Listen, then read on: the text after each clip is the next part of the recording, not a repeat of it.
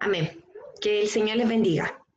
Me presento, soy la hermana Joana Vergara, soy la encargada del Departamento Espiritual del Distrito de Viña del Mar y en esta tarde he tenido la hermosa honra de poder compartir con ustedes un tema muy edificante para la vida espiritual de cada uno de nosotros, titulado Prohibido quejarse. Para comenzar esta exposición me gustaría que cada uno de ustedes tuviera la oportunidad de ver un pequeño y breve video realizado por algunos de nuestros hermanos de la iglesia de Quilpué.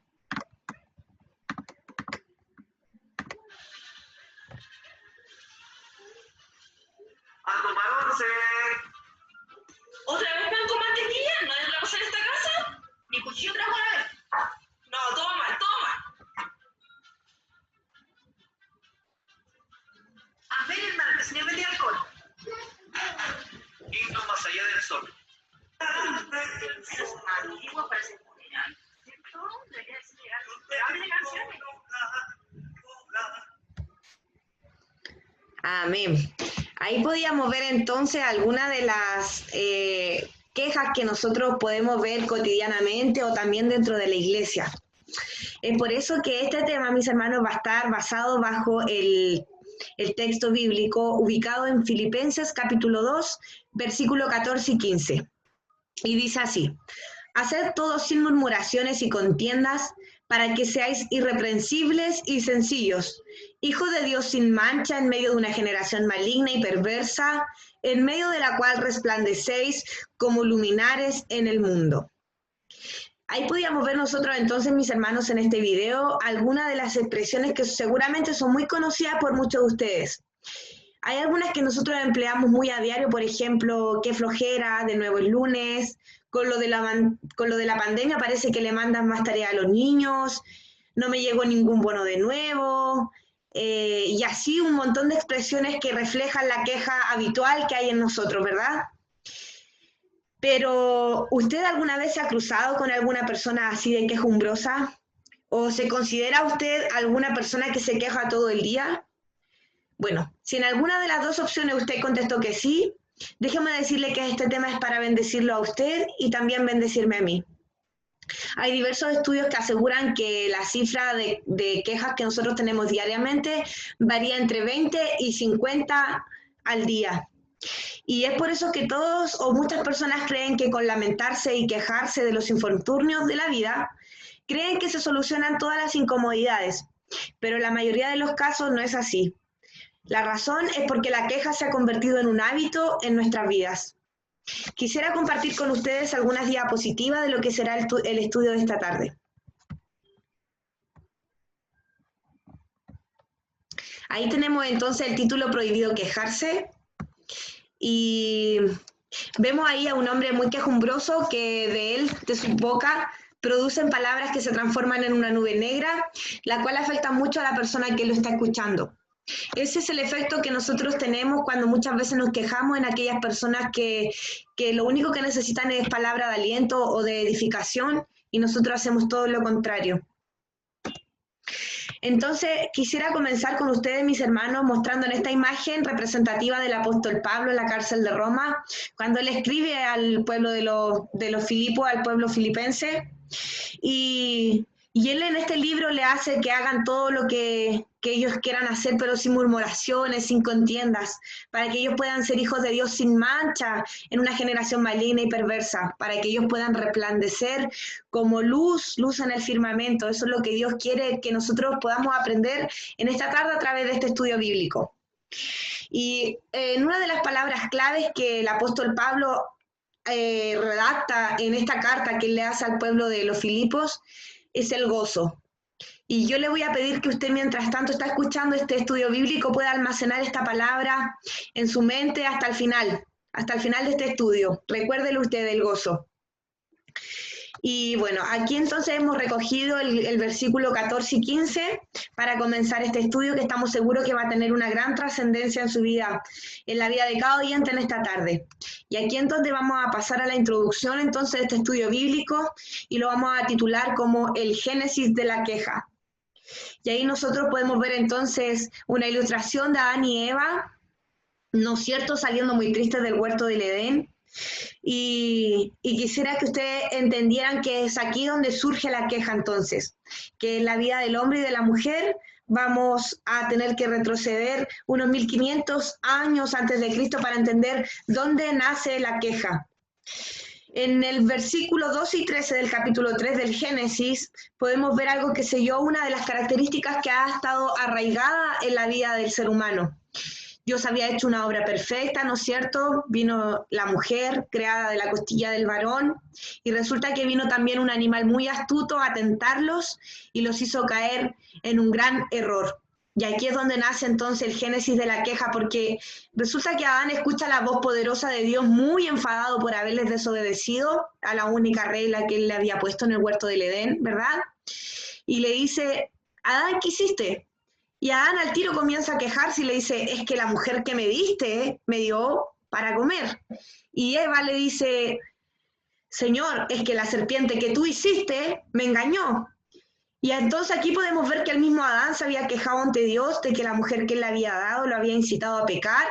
Y por su parte, Eva se había quejado de que la serpiente que el mismo Dios le había creado también la había engañado. Ninguno de los dos se responsabilizaron de sus actos.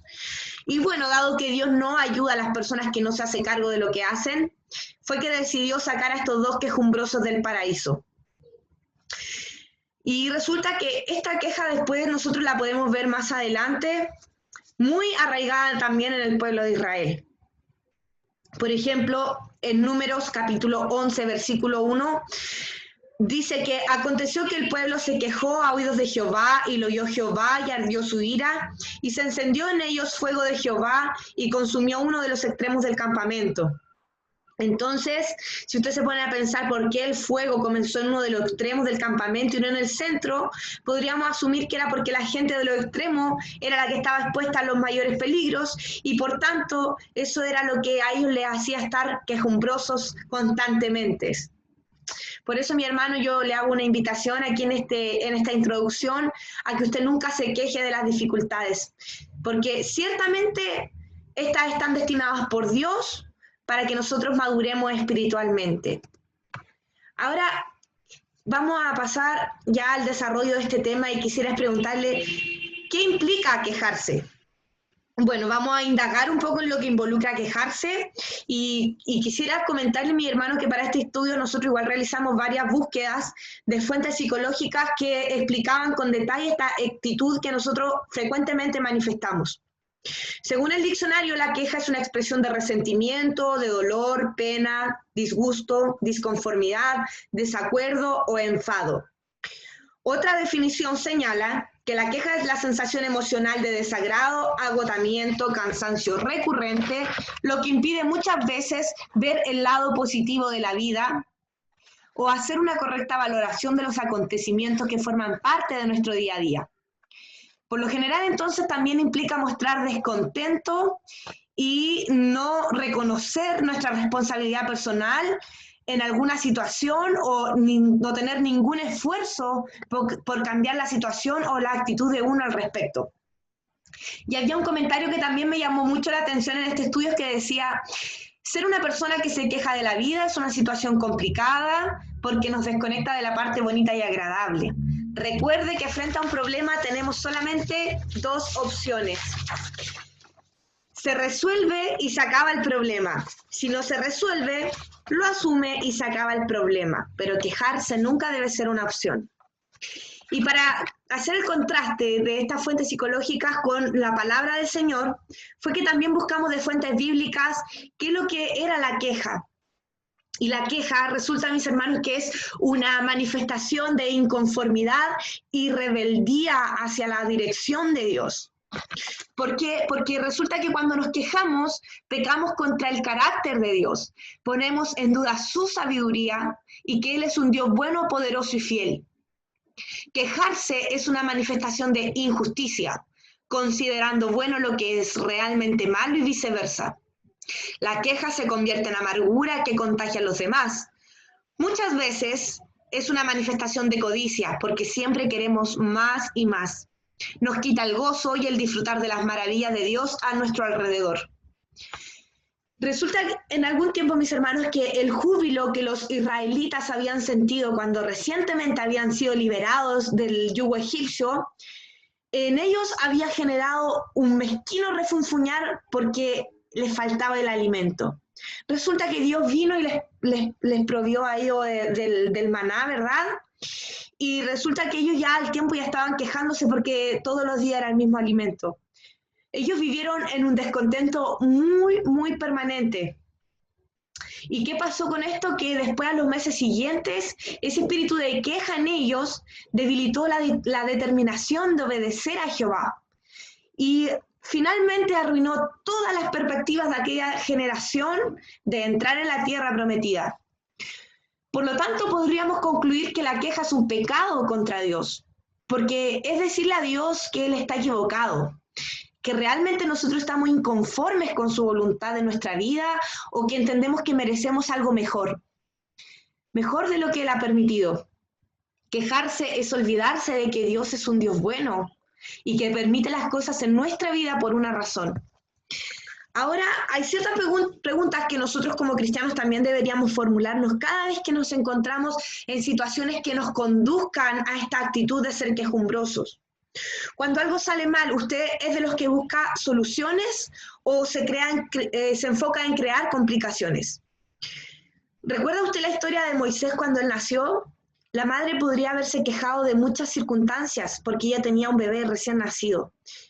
Y ella fue de las que buscó soluciones rápidas. Ella creó rápidamente una cesta que fuera con flotabilidad para poder ponerla en aquel río y poder salvar la vida de Moisés. Lo mismo pasó en aquel lugar con las parteras a las cuales el faraón había enviado a matar a los niños recién nacidos. Mas ellas también fueron de las que buscaron rápida solución y le dijeron al faraón: faraón, no pudimos salvar ninguna vida de estos bebés, todos los bebés fueron salvados, ¿cierto? Ya que las mujeres israelitas son muy robustas y ellas dan a luz antes que nosotras lleguemos. Otra pregunta que nosotros tenemos que hacernos es, ante algún problema, ¿se da el tiempo de pensar con calma o es de los que hacen las crisis más grandes? Hay un proverbio para esto que es en Proverbio 26:20 y dice que a falta de leña se apaga el fuego. Cuando entra en conflicto con alguna situación de la vida, ¿se pone a hacer un análisis de posibilidades o se concentra en las inconveniencias? En San Marcos capítulo 2, unos hombres trajeron a un paralítico a un lugar donde Jesús estaba predicando y dice su palabra que ya no cabía nadie más en la puerta ni en ningún lugar cerca de la casa. Pero estas personas querían que su amigo ese día fuera sanado. Es por eso que ellos lo subieron al tejado, hicieron un forado y por ahí hicieron descender la camilla de su amigo el paralítico. Y ese día ese amigo recibió la sanidad que él necesitaba gracias a la unidad de sus amigos y por no haber buscado un motivo más para quejarse, sino haber buscado una solución que marcara ese día un nuevo renacer para aquel varón paralítico. Aquí en la imagen que ustedes están viendo en este momento podemos ver a Aarón y María, les puse yo dentro de ese cuadro azul, y es porque es uno de los casos que más ejemplifica, según mi punto de vista, lo que es la queja y sus consecuencias. Dice en el libro de Números capítulo 12, del versículo 1 al 16, hay un relato en el que Moisés había tomado una mujer extranjera para sí, y llegan Aarón y María a murmurar en contra de Moisés. Y resulta que en ese caso la voz de Dios se transforma en una nube, en una columna de nube, y a viva voz castiga este hecho de haber hablado mal en contra de su hermano por haberse olvidado de que el juzgar está solamente en las manos de Dios. Por eso nosotros nunca debemos sumarnos a una rebelión contra un liderazgo que ha sido ungido por el Señor, ya que Dios rechaza enérgicamente esta actitud. Entonces fue así como la ira de Dios se encendió en contra de Aarón y María, y al terminar de hablarles a estos varones y a esta mujer, María se encuentra blanca como la nieve, dice su palabra, completamente leprosa, y además tuvo que ser apartada durante 7 días del pueblo de Israel fuera del campamento, retrasando así también el viaje que este pueblo necesitaba emprender. Entonces, podemos ver aquí entonces con claridad este ejemplo que como la definíamos un poco más atrás, es una muestra de disconformidad, de disgusto ante un hecho o una situación. La queja, hermanos, también implica ver el vaso medio vacío, porque humanamente es muy fácil ver lo que falta. Nosotros muchas veces nos quejamos de muchas cosas y en nosotros falta mucho lo que es una actitud de acción de gracias, agradecer por el agua, agradecer por cosas sencillas como nuestra salud. Hay muchas personas a las cuales les cuesta mucho levantarse al baño porque son postrados, porque tienen discapacidades. Y nosotros que contamos con esta bendición maravillosa de la vida, la salud, el agua, el aire, y así sucesivamente 1.000.000 de regalos que nosotros consideramos diariamente como algo habitual, tenemos que nosotros hacer crecer esta actitud de gracia al Señor. El quejarse se ha vuelto entonces en la vida del cristiano como una respuesta automática a cada vez que enfrentamos algo inconveniente o incómodo de la vida. No es necesario que nosotros aprendamos el arte de quejarnos.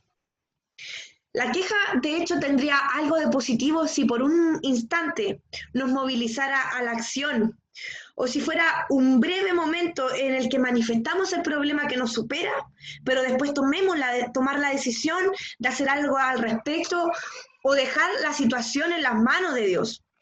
Pero resulta que cuando la queja se convierte en una repetición ociosa de palabras negativas, entonces se convierte en una realidad victimista, de una actitud victimista que nos condiciona a pensar de manera errónea y nos imposibilita a superar el problema real que estamos enfrentando. Quejarse y cruzarse de brazos siempre va a ser la vía más rápida a una vida sombría, que arroja sombras sobre los demás también. Y cada vez que te quejas le abre de manera voluntaria la puerta al enemigo para ser usado de manera destructiva hacia ti mismo y luego hacia los demás. Es por ello que ahora vamos a ver cómo la queja afecta el carácter del cristiano y cómo debemos vivir en conformidad al plan perfecto que Dios diseñó para cada uno de nosotros. En esta carta que Pablo le escribe a los Efesios, que es el título que nosotros estamos viendo en este día, hay un capítulo 4 en el versículo 22 que dice: ninguna palabra corrompida salga de vuestra boca, sino la que sea buena para la necesaria edificación, a fin de dar gracia a los oyentes. La palabra corrompida literalmente significa desmejorada o podrida, como usualmente se le aplica a la carne o a las verduras cuando ya están en descomposición. Y quisiera leerle a usted algunos de los versículos que manifiestan cómo la queja afecta en el carácter del cristiano. En Hechos capítulo 8, 23 dice: porque en hiel de amargura y en prisión de maldad veo que estás. Entonces lo que Dios nos hace es una invitación a que lo primero que hay que quitar de nuestra vida es la amargura o el odio. También Romanos 3:14 dice: su boca está llena de maldición y de amargura. Dice la palabra del Señor que de la abundancia del corazón habla la boca. Cuando el corazón está amargo, el corazón está corrompido y lleno de amargura, lo único que habla esta persona es que es maldad y demuestra que está encadenada, porque Satanás está trabajando en la mente de esa persona. Entonces su palabra nos dice que sobre toda cosa guardada debemos guardar nuestro corazón, porque de él mana la vida. En Hebreos 12:15 dice: mirad bien, no sea que alguno deje de alcanzar la gracia de Dios, que brotando alguna raíz de amargura os estorbe, y que por ella muchos sean contaminados. Dios nos dice a través de este versículo que debemos cuidar nuestro carácter, nuestras emociones, y cuando estemos en la oscuridad, pedirle a Dios que Él encienda nuestra antorcha, que la palabra de Dios nos lleve a escudriñar nuestros caminos, que si en algún momento dejamos que alguna semilla mala cayera en nosotros, usted recuerde, mis hermanos, que el que siembra la mala semilla siempre es el enemigo, ya sea a través de un mal comentario o una frase distorsionada. Si no aprendimos nosotros a erradicar esto, Satanás lamentablemente va a cumplir su función y su misión de destruir al pueblo de Dios. Es por eso que el Espíritu Santo se constriñe cuando en el hogar hay alguien que tiene un mal carácter. Dice que ese hogar se vuelve un nido de zorras pequeñas carcomiendo la vid. Santiago 3:14 dice, pero si tenéis celos amargos, incontención en vuestro corazón, no os jactéis ni mintáis contra la verdad. Claro, porque la amargura produce celos, produce contienda, un ánimo siempre dispuesto a pelear y la persona siempre quiere dar su opinión de mala manera. No está mal dar la opinión, pero sí el hacerlo con una mala actitud. Siempre tenemos que buscar la mejor forma de expresar aquello que nos afecta. Salmos 37:8 dice, deja la ira y desecha el enojo, no te excites en manera alguna a hacer lo malo. Hay personas que lamentablemente se enojan por todo. Y cuando nosotros cantamos muchas veces en nuestra mesa, ser nuestro huésped, oh Jehová, es una invitación que nosotros le hacemos al Espíritu Santo a que venga al lugar en donde nosotros estamos sirviéndonos esos alimentos, ¿cierto? Y el Espíritu Santo está ahí en medio nuestro, escuchando cada conversación de sobremesa que tenemos. Es por ello que de esa manera el Señor nos dice, deja la ira, desecha el enojo. No te excites en manera alguna a hacer lo malo, para no ser piedra de tropiezo a nuestro alrededor, a nuestra familia. A veces nuestros hijos también están en la mesa escuchando las conversaciones. El Señor tenga de nosotros misericordia y nos ayude a refrenar este miembro tan pequeño, pero que puede tener un gran afecto sobre las personas que están alrededor nuestro. Proverbios 14:17 dice, el que fácilmente se enoja hará locuras y el hombre perverso será aborrecido. Cuando uno se enoja, generalmente se sale de sus casillas. Pero dice Dios que airaos, pero no pequéis. Uno puede enojarse porque enojarse es una actitud natural del ser humano, pero Dios nos dice a través de esto que tenemos que poner una rienda a nuestras vidas. Y esta rienda siempre va a ser el Espíritu Santo, que nos va a llevar a toda verdad y a toda justicia. Eclesiastés 7:9. No te apresures en tu espíritu a enojarte, porque el enojo reposa en el seno de los necios. No te vuelvas una persona iracunda. Si alguien te ofendió, dice el Señor que es de sabios pasar por alto la ofensa. Si nosotros si nosotros muchas veces nos sentimos ofendidos, tenemos que buscar el camino hacia la comunicación. La falta de comunicación entre los hijos de Dios puede provocar mucha contienda, mucha disensión, mucha división. Dice el Señor, no permitas que el sol se ponga sobre nuestro enojo, porque si nosotros nos atamos aquí en la tierra, no vamos a poder entrar atados al reino de Dios. Dice el Señor que todo lo que se ata acá se ata en el cielo, y lo que se desata en la tierra, también lo desatamos allá en el cielo.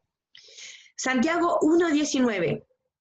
Por esto, mis amados hermanos, todo hombre sea pronto para oír, tardo para hablar y tardo para airarse.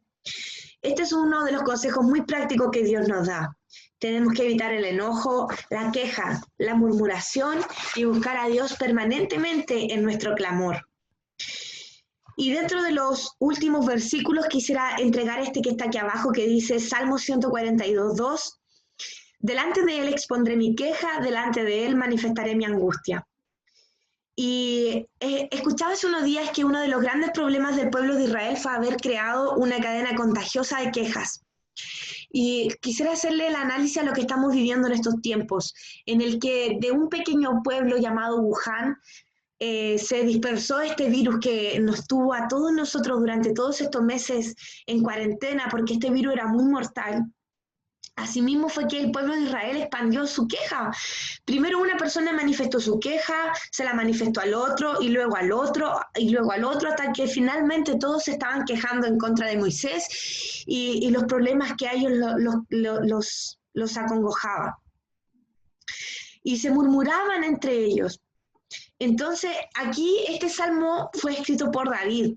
Y la diferencia entre David y los israelitas fue contra quién se quejaban. Los israelitas se quejaban entre ellos murmuraban. Pero David fue sabio porque dice que él llevó sus problemas ante el único que le podía solucionar su situación, que era Dios. Entonces, aquí nos dice el Señor que si nosotros vamos a ir quejándonos diariamente, lo único que vamos a conseguir es ir destruyendo todo a nuestro paso con esa actitud que se vuelve viral.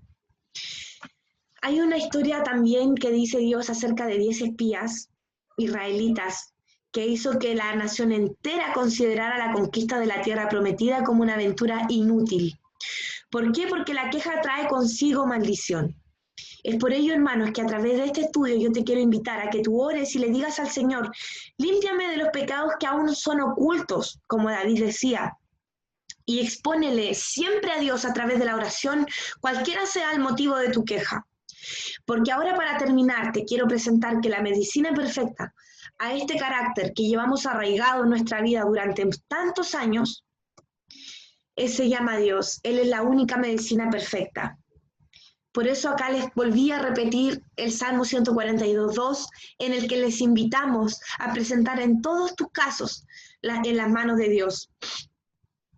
¿Sabía usted que las personas, cuando conocen los efectos del alcoholismo o del tabaco en el organismo, ellos pueden adquirir un fuerte incentivo para dejar de beber o de fumar?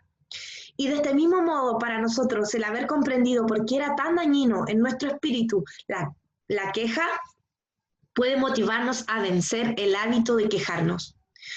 Bueno, ya aprendimos entonces que los israelitas quejumbrosos se olvidaron de que Jehová Dios los había liberado de la esclavitud, abriendo milagrosamente las aguas del Mar Rojo. Entonces su modo de pensar negativo los cegó al grado de que olvidaron que el poder de Dios era mayor y perdieron el gozo. Como consecuencia, su confianza en Jehová se disipó. Dice el rey Salomón en un escrito que él hizo hace muchos años, que un corazón que está gozoso hace bien como sanador, pero un espíritu que está herido seca a los huesos. Entonces, ¿recuerda usted, mis hermanos, que al inicio de este estudio yo le pedí que usted almacenara en su retina una palabra que el apóstol Pablo le había escrito al pueblo de Filipo? Esa palabra era el gozo. Hay un versículo muy pequeño que desde hace muchos años dejó una gran enseñanza en mi vida y que dice, regocijaos. Otra vez digo, regocijaos. ¿Sabía usted que la alegría es buena? La felicidad también es buena y el contentamiento también es bueno. Pero lamentablemente son solamente emociones y las emociones son pasajeras. Sin embargo, el apóstol Pablo apunta en esa carta a un bien mayor, que es el gozo. El gozo no es una emoción, el gozo es un fruto del Espíritu de Dios, el gozo viene del cielo. Si nosotros dejamos que las emociones se asienten en el alma, ¿de qué servirían las emociones en medio de la adversidad? Porque cuando estamos enfermos, la felicidad se va, el contentamiento tampoco nos sirve en la pobreza, y menos la alegría en la soledad. Sin embargo, el gozo es un don de Dios que podemos asentar en el alma, y así nos permitirá a nosotros ser vencedores en medio de la adversidad. Vamos a poder alabar a Dios en medio de la escasez y tener fe en medio de la enfermedad. Y el apóstol Pablo dice que tengamos una doble porción de gozo. Regocíjate, otra vez te digo, regocijaos. Por tanto, si hay algo que debemos ir haciendo en nuestra vida para ir remediando nuestro carácter quejumbroso, es poner en práctica esta maravillosa actitud que es el polo opuesto a lo que la queja conlleva. El Señor les bendiga, mis hermanos, a través de este estudio, y aquí les dejo algunas imágenes de algunas hermanas y algunos hermanos del país, de la región del sur y del norte, que han podido poner en práctica a través de este pequeño cartel en su hogar y compartir con las familias la enseñanza que el prohibido quejarse ha dejado a través de este estudio. Que el Señor les bendiga, les hago la invitación a que ustedes también puedan imitar esta conducta maravillosa que es manifestar gozo en medio de la prueba, manifestar los frutos del Espíritu del Señor y transformar así la queja en acción de gracias a nuestro Creador. Que el Señor les bendiga y que tengan una bendecida semana. Amén.